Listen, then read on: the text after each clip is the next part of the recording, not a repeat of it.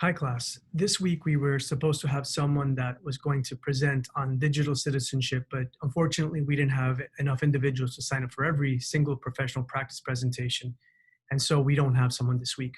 And I want to preface this by saying that digital citizenship is extremely important, especially taking into account our current pandemic and the time that students are spending on their screens and the types of things that they're seeing on screen. It's important to keep that concept in mind.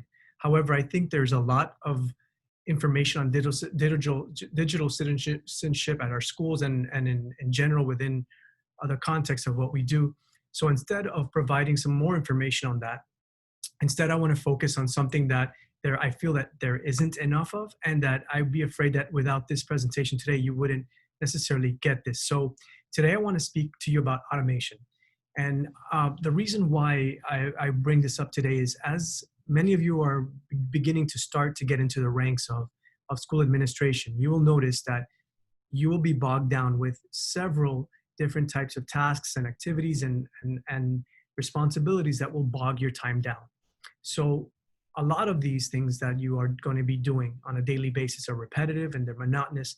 And in essence, although you have to do them, they are important.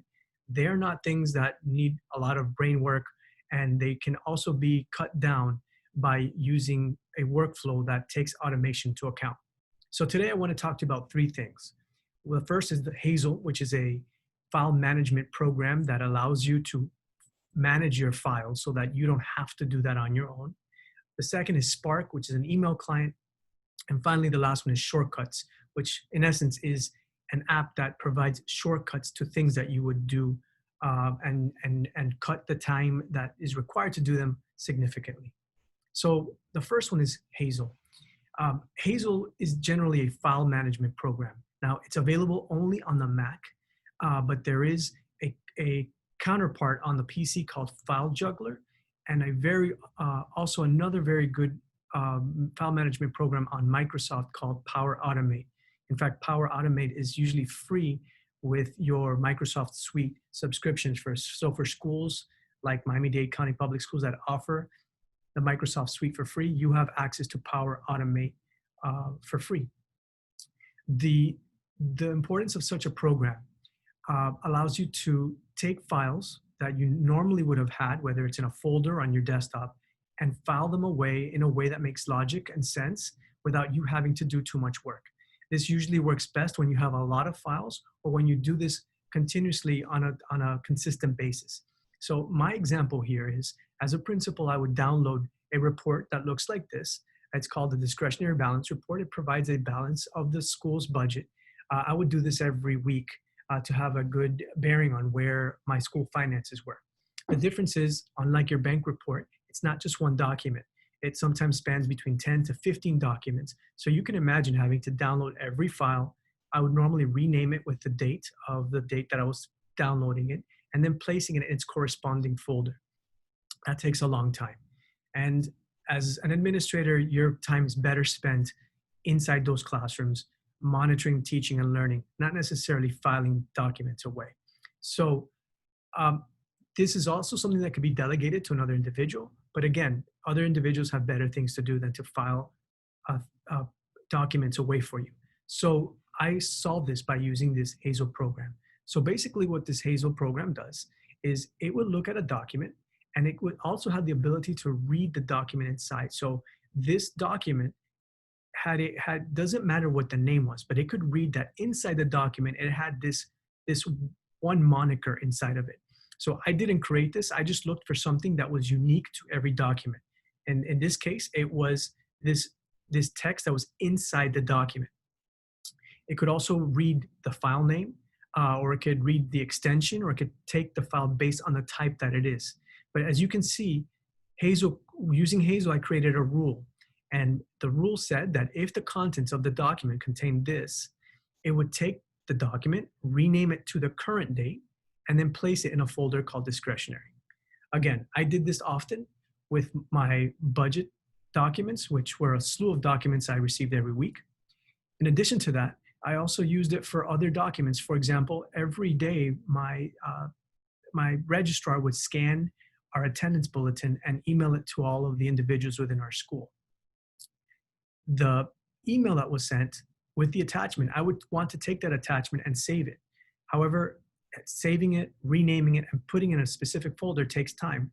So in essence, all I would do is I would take the file, drop it onto my desktop, and Hazel would understand that if it's a file with the name attendance bulletin, it would take it and place it in its appropriate folder with the current name. So again, something that's repetitious, but if a program like Hazel can handle it instead of you having to spend your time doing so.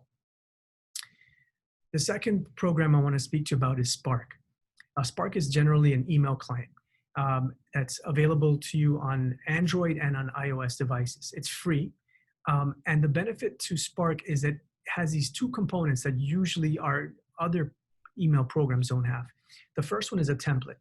So if you find yourself sending the same type of email or responding to emails with the same verbiage, saving an email as a template really helps. Now, this can be easily done on a desktop, but as I mentioned, sitting behind a desk is not the place to be when you're an administrator. So this is something that's helpful when you have it on a mobile device. During the summer, for example, I usually sent a lot of emails to individuals for openings that I may have had in my school. So I sent out multiple emails, but they all generally had the same language. Having a template saved on my mobile device facilitated this tremendously. The second one is scheduled emails. Also something you can do on a desktop, but again, having it on a mobile device saves a lot of time. So for instance, a lot of the times I would get some work done in the evening, and I didn't want to bog down teachers and making them feel that they had to respond to emails late at night. So really simply what you can do is you can compose an email and then save it to be scheduled at a specific time. I usually scheduled it that next morning so that, again, individuals wouldn't wake up and be inundated with emails that I had been sending over the night. Spark, a free program that you can use on iOS and Android. The last component that I want to share with you is something called Shortcuts. Now, Shortcuts is something that is specific to your iOS devices, so it's specifically to an iPhone or an iPad. And what I want to share with you now is what it looks like on an iPad. As I mentioned, this is a way of being able to share or create a series of items to be done in succession with relatively ease, and hence the name Shortcuts. So an example of this, and this is a brief one, is one of the things we had noticed in our school was when we went on lockdowns, and a code red specifically, our teachers indicated that they could not hear the PA system. They could not hear the code red being called out when it was sent out through the public announcement system. So instead, what we decided is we would text them. But sending individual text to people is counterproductive within a lockdown. In addition to that, most carriers will limit how many texts you can send to individuals in one shot. So we were able to resolve this with this program called Shortcuts. In essence, Shortcuts just builds small actions upon each other so that when you click on a button, so for example, when I would click on this button that says code red, it would run this specific action. So I'm not going to do this now because I don't want to send an email to individuals saying that we are in a lockdown. But I do want to show you what the code red components are. So these are the components that you see within this code red shortcut. So you see it's going to send a message using my regular SMS or text messaging program, and it's going to send a message, code red, lockdown, and initiate hard corners. And it's going to send it to these individuals here. So that would be similar to what I would do on my cell phone with a regular text messaging program. The only difference is that I've copied this to run multiple times. And what it's doing, it's sending it to everyone in our school. I've grouped it so that it has been grouped by the individual grade levels, whether it's first grade, second grade, the leadership team, the custodians, the cafeteria workers. So when I press this button, it's going to send that text message to everyone in the school with just that one press of the button. So you can see where that's really beneficial. Shortcuts will also allow you to do multiple other things. So it would allow you to do this and send an email and a lot of other things that will go way beyond the time limit that we have here today. But again, it's something that's worth looking into. And the great thing about it is it is something that you can create on your own as you play around with it. So I hope this has been useful to you. And I look forward to any questions or comments within the chat room. Take care.